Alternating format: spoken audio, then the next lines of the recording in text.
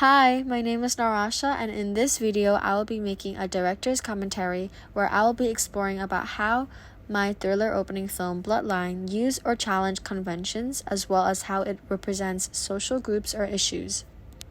In our thriller opening project Bloodline, we often try to conform to many conventions that align with the thriller horror genre, and we do this by providing suspense, eeriness, and tension so that our audiences can experience and engage with the film by having those emotions while watching.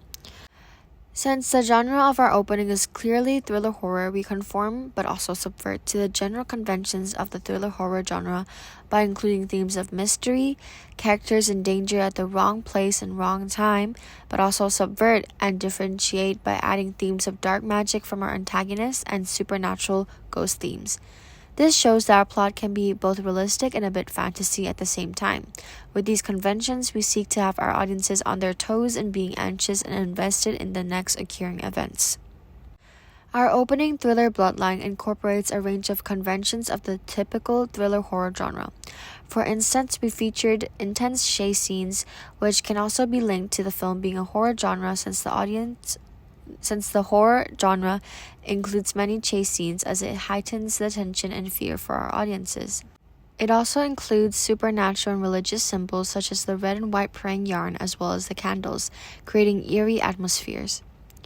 Additionally, in our chase scenes, we also present our protagonists attempting to escape confined spaces. Lastly, the narrative is driven by mystery as our opening includes many enigma codes that intrigues the audiences and encourages them to be hooked and stay engaged with the film. This idea reflects Steve Neal's genre theory, where he believes that genre are shaped through a balance of repetition and difference. Basically, filmmakers reuse familiar conventions that audiences can easily recognize, such as jump scares, rising tension moments, and chase scenes. By thriller genres involving mystery and narrative enigmas, this also keeps viewers hooked into the storyline. At the same time, they introduce new elements to ensure the story feels original, fresh, and compelling. For example, our thriller opening is repetitive by having neglect, isolated and loneliness themes, single mother, dad out of the picture. However, it is different as it includes the child being independent and caretaker of himself and possibly his mom as well. And our film also includes themes of dark magic and Thai representation, which is something that is quite fresh to the industry as there is not much Thai representation presented in the Western film industry. For the techniques, we use low-key lighting, which conforms to the thriller horror genre as it creates a dark and more foreboding atmosphere, which this can make us receive emotional engagement by the audiences feeling tense and fearful as they will become aware of potential risk and unpredictability. Close-up shots and extreme close-up shots are also utilized to showcase the protagonist's emotions as well as highlighting key details. Examples of close-up shots are during the chase scene while our protagonist is banging on the door and screaming. We have close-up shots to highlight his tense and scared emotions, which can reflect on the audiences to feel the same and become more immersed in the film.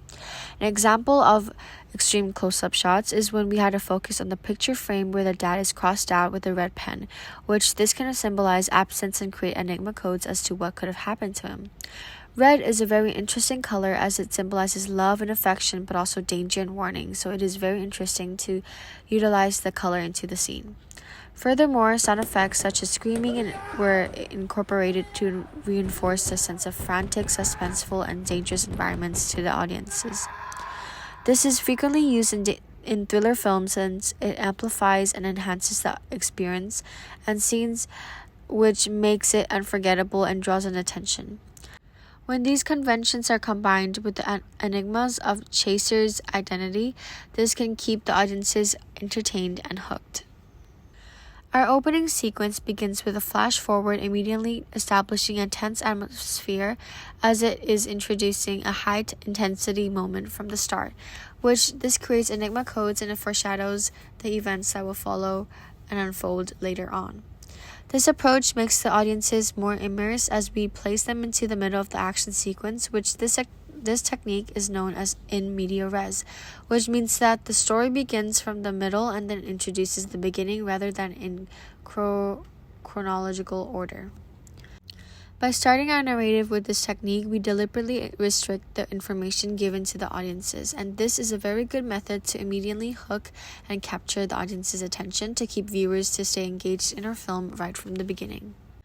This narrative structure was inspired by the TV show that our teacher showed in class, called A Beast in Me.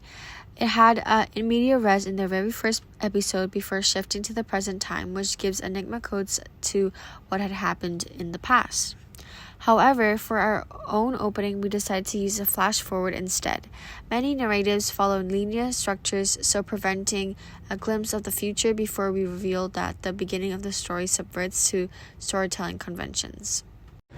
We also challenge typical conventions by delaying the reveal of the antagonist. Our antagonist for the film is actually the mother. However, we do not include that information into our opening since it's supposed to be just the first 2 minutes of the film. So we were not supposed to reveal every crucial information.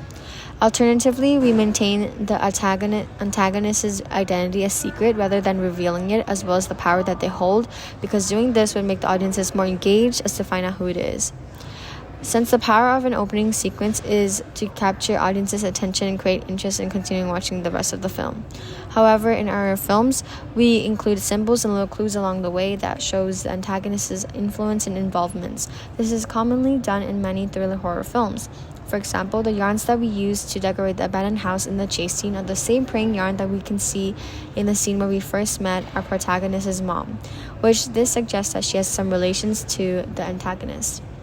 In terms of representation, we also took Stuart Hall's representation theory into account, which this theory argues that the films, social media, and campaigns, and many other parts of media doesn't really showcase the true reality, but instead they actively generate ideas and messages towards the way individuals and social groups are portrayed. In our thriller opening, our characters are able to link to Vladimir Prop's character archetype theory. Vladimir Prop was a scholar who examined numerous ranges of traditional stories and discovered that there are frequently recurring character roles referred to as archetypes. These roles consist of the hero, the villain, the helper, the donor, the princess, the dispatcher, and the false hero. These archetypes provide a framework for the narrative and help define how the characters would be operating within the story.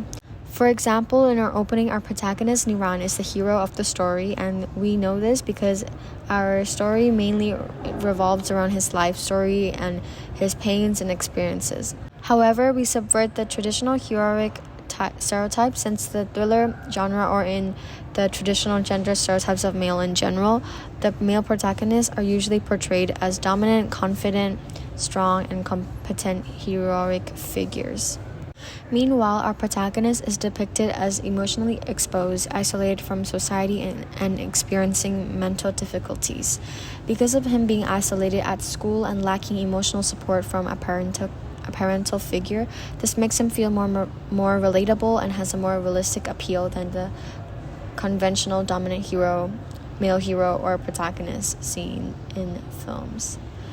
This representation may also be more alike and relatable towards the modern teenagers nowadays, as they may be experiencing similar issues of neglected childhood, mentally struggling, isolated from society, and the sole pressure of being the caretaker of the family.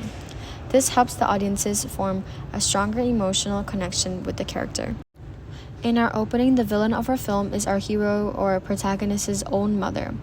This plot layout challenges the traditional gender stereotypes as well as gender conventions, as the antagonists are often portrayed as male figures with strong physical or mental power, while female characters are represented as dependent, weak, not strong physically or mentally. By making this 40-year-old widowed alcoholic and addicted mom the antagonist, we subvert the stereotypes and present a more psychological, complex, and unconventional villain, as this type of characterization is not commonly seen within this genre. This also subverts the traditional gender stereotypes of family roles, as mothers are represented in the media and films as nurturing, protective, caring, and sacrificial towards their children. However, she transforms into the primary source of danger and disruption, which goes against what the audiences thought the ideal image of the perfect mother figure is. Through Vladimir's Prop archetypes, we can clearly see that she's the antagonist, and that contrasts the stereotypical ideal of mothers being nurturing and supportive figures in the protagonist's life. Female characters in films and media are often portrayed in gender stereotypical roles such as damsel in distress, princesses, femme fatale, and they often appear in narratives where they have to be dependent on the hero and be saved, and films use these scenes to often showcase the male's power and dominance. In our story, however, the female is the one who possesses full authority and control, which this highly subverts from traditional gender stereotypes, as male are the ones who are mostly more powerful than all the other women, and males are also the ones in control. Our film defies this stereotypical portrayal of women as dependent and weak characters, and instead, they present them as powerful and dangerous and threatening, which this offers a more complex and unconventional depiction. We also challenged Laura Mulvey's male gaze theory, which believes that females in media are commonly depicted through a male point of view, and they are also frequently presented as objects and sexualized for the pleasure of audiences, especially the male ones.